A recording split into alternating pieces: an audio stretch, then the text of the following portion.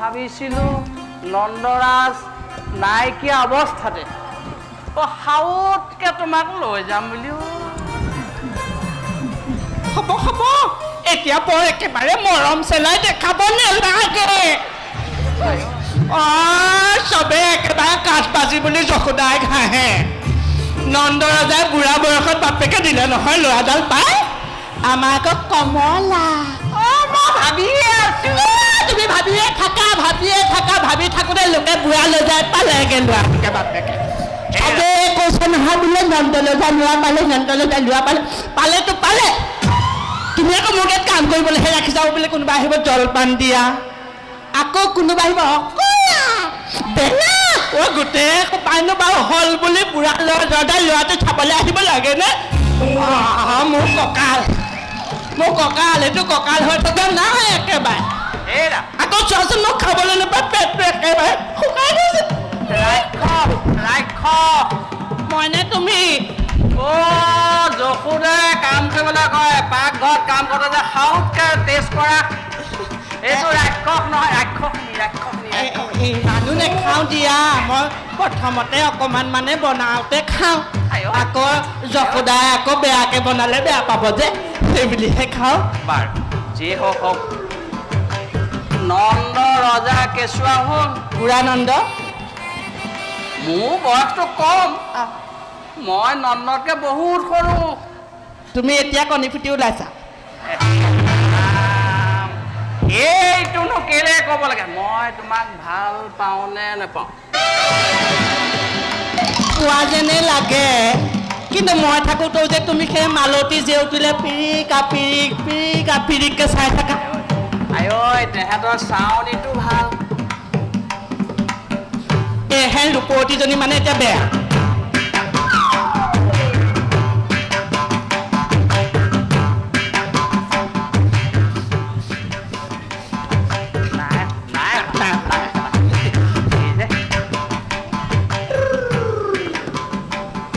আকৌ বহিবও নোৱাৰো নহয় বুজিছা নাই ৰাক্ষস পেটটো ডাঙৰ তোমাৰ মৰমতে এভাগ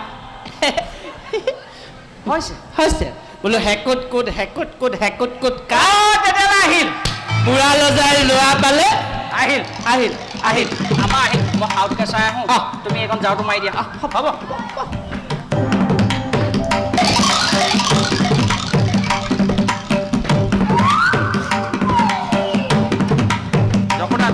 জখোদা মই আছোঁ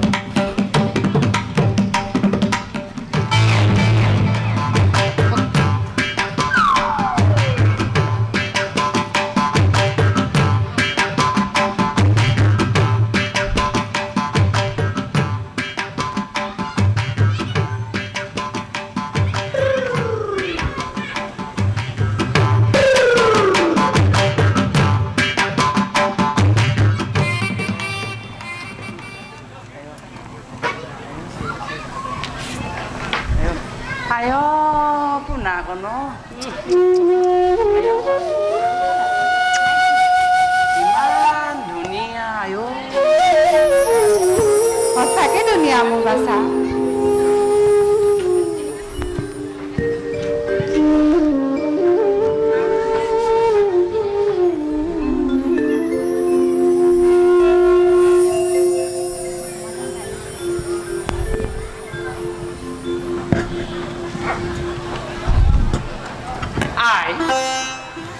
আমাৰতো পোনাকণ আহিলে এতিয়াতো আমাৰ গৃহলৈ খবৰ ল'বৰ কাৰণে গোটেই সমূহ ৰাইজ নাহিব জানো গতিকতে মই শুনা পালোঁ আমাৰ নন্দ মহাৰজা ঘৰত গোসাঁই জন্ম হৈছে আমি খবৰ ল'বলৈ যাওঁ খবৰ ল'বলৈ আহোঁতে পাবহি যায় গোটেই ৰাজ্যৰ মানুহ উঠি আহিছে তাকে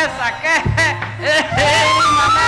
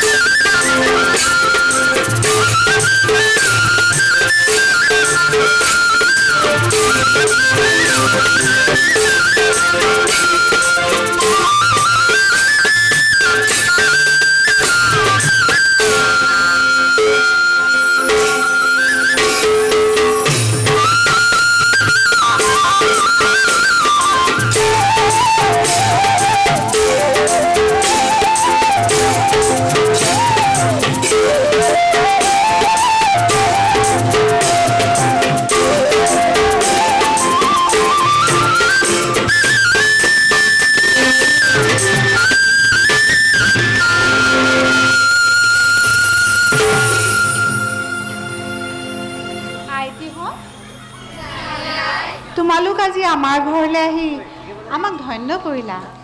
ভিতৰত অলপ খোৱাৰ যোগাৰ কৰা হৈছে, ব'লা ভিতৰলৈ। ব'লা ব'লা ব'লা এই ভিতৰত খোৱাৰ ব্যৱস্থা কৰিছে নহয় ব'লা খাওঁতকে ব'লা ব'লা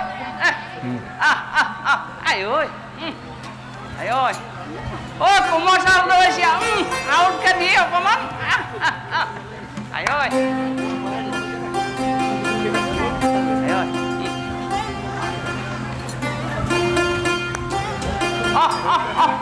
যোৱা যোৱা পটাপট আই ঐ যোৱা যোৱা তাককে কেইটামান সৰহকৈ খাই দেই তাককে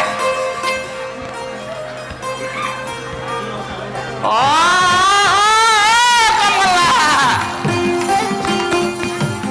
কমলা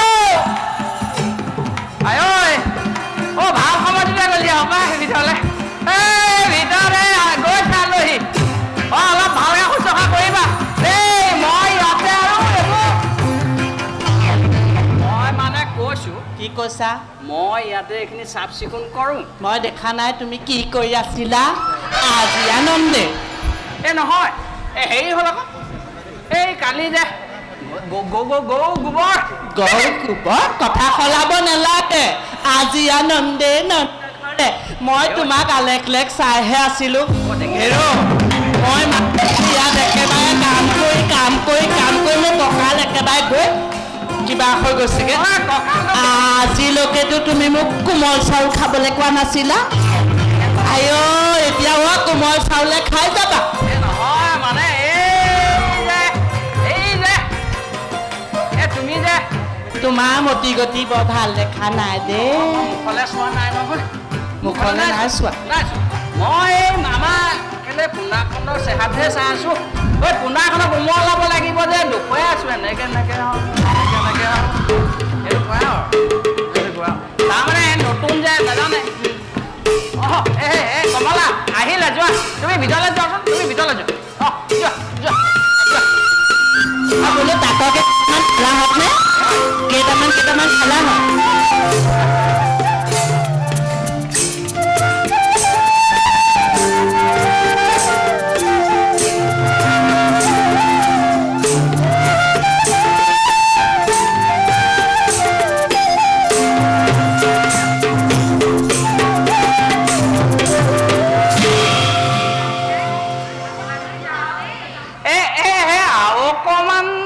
থকাখনত ভাল আছিলে মানে পোনাকণক চবেই নহয় মানে পোনাকণক চবেই মৰম কৰিবলৈ নাই পোৱা যে সেইটো কৈ আছো সেইটো মাজে মাজে বাছাক আশীৰ্বাদ দিবলৈ মৰম কৰিবলৈ আহি থাকিবা। আহি থাকিব মাজে মাজে আহি থাকিব দেই আমাৰ পোনাকণ ডাঙৰ হোৱালৈকে আৰু আহি থাকিলে হ'ল আৰু পাই আয় দেখি আয়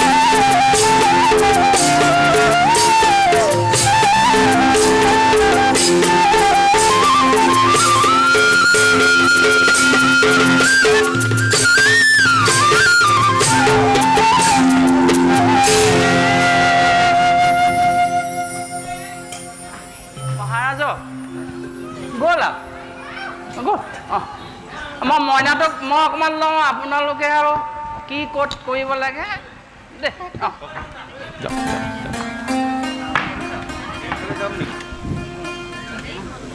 আমাৰ আমাৰ কি সৌভাগ্য ৰাণী।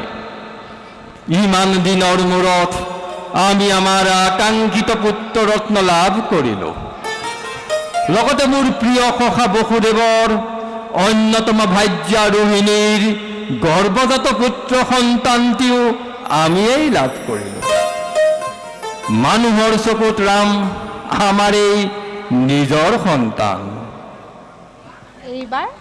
এইবাৰ আমাৰ জীৱনলৈ কানু আহিল। কানুক পুত্ৰৰূপে লাভ কৰি মোৰ যে মন আনন্দত নাচি উঠিছে না। কানু তোমাৰ পুত্ৰ যদিও আমাৰ চকুত ৰাম কানু সদায় অভিন্ন হৈ থাকিব। তুমি সিহঁতক সৌদৰ ভাতৃৰ দৰে জ্ঞান কৰিবা যশোদা।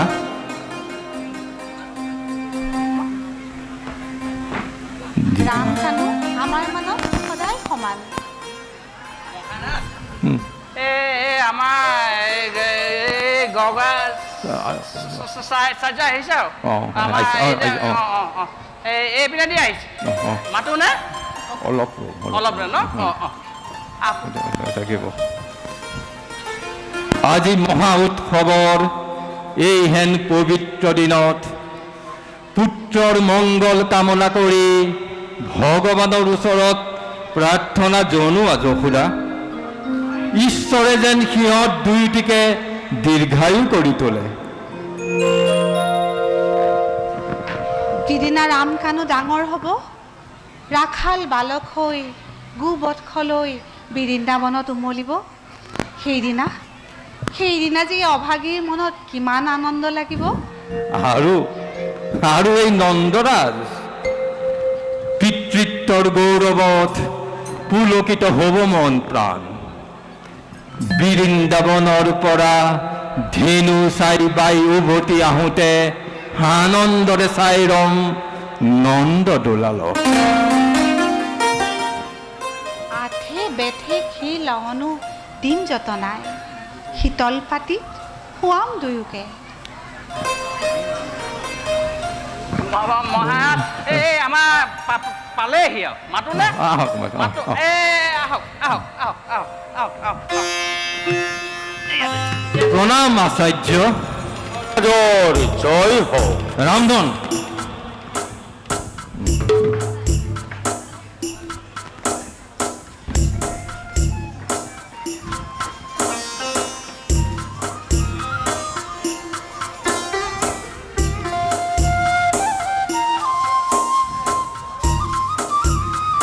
আজি আমাৰ পৰম আনন্দৰ দিন। দীৰ্ঘায়ু হওয়া ৰাজন, দীৰ্ঘজীবী হওয়া মহাৰানী। উৎসৱৰ আৰম্ভণিতে বিপ্ৰ প্ৰধান আহি নন্দৰ গৃহত উপস্থিত হৈছেহি। উৎসৱৰ এই শুভ মুহূৰ্তলৈ ময়ো অপেক্ষা কৰি আছিলোঁ। মই তোমাৰ পুত্ৰৰ জন্ম পত্ৰিকা প্ৰস্তুত কৰি আনিছোঁ। এইয়া লোৱা ৰাজন।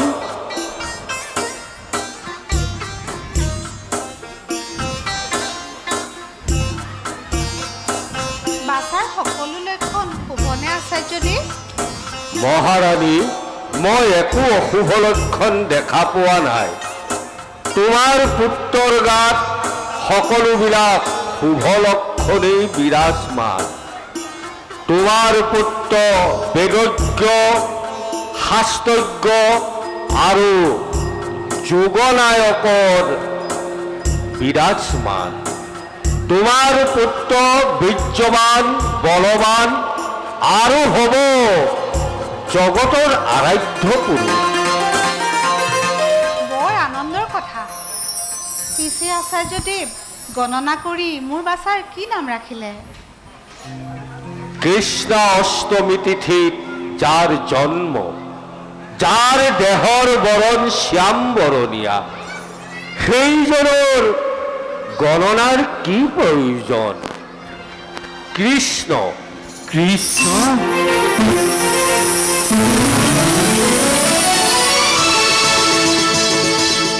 কৃষ্ণ নামৰেই তোমাৰ পুত্ৰ জগতত প্ৰখ্যাত হ'ব। কৃষ্ণ পিছে মই মোৰ বাচাক কানু বুলিহে মাতিম। মাতিবা মাতিবা মহাৰাণী, নামততো কোনো দোষ নাই, কৰ্মতহে পৰিচয়। তুমি কানু বুলি মাতা, কোনোবাই কৃষ্ণ বুলি মাতিব। তোমাৰ পুত্ৰৰ গুণ অনুসৰি সহস্ৰজনে সহস্ৰ নামেৰে তেওঁক মাতিব পাৰে। আচাৰ্যৰ কথা মতে গুণ অনুসৰি নাম ল'ব তোমাৰ পুত্ৰই। হয় মহাৰাজ। কানু কত যে নাম হ'ব মোৰ বাচাক। পিছে ডাঙৰ হ'লে চোৰ বিটি নল'ব মাথো। বাৰু মহাৰাজ মহাৰাণী, মই এতিয়া আহিলোহে। বিদায় আচাৰ্য। আমাকো চাই যাব পৰা হ'লে ভাল আছিলে ন। তোমালোকৰো মংগল হ'ব। হে অপাৰ মহিমা, হে প্ৰভু অপাৰ মহিমা, সোনকালে হওক আৰু। হ'ব হ'ব হ'ব হ'ব।